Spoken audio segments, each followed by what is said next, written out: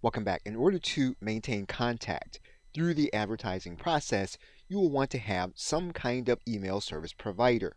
We are now looking at MailChimp.com, and it is one company among many that will allow you to collect contact information from the individuals that are interested in your advertisement. You will want to select a company like MailChimp and then set up an email marketing list.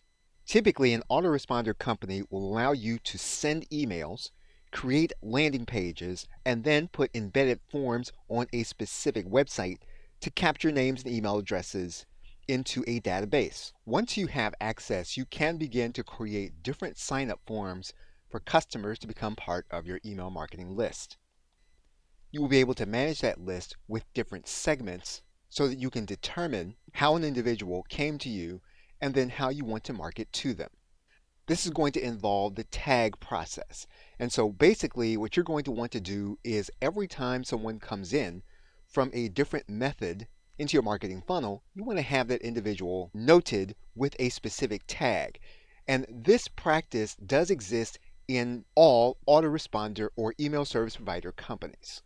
Every company has what they call automations, and this allows you to send automated emails based on the behavior of individuals that come into your email marketing list.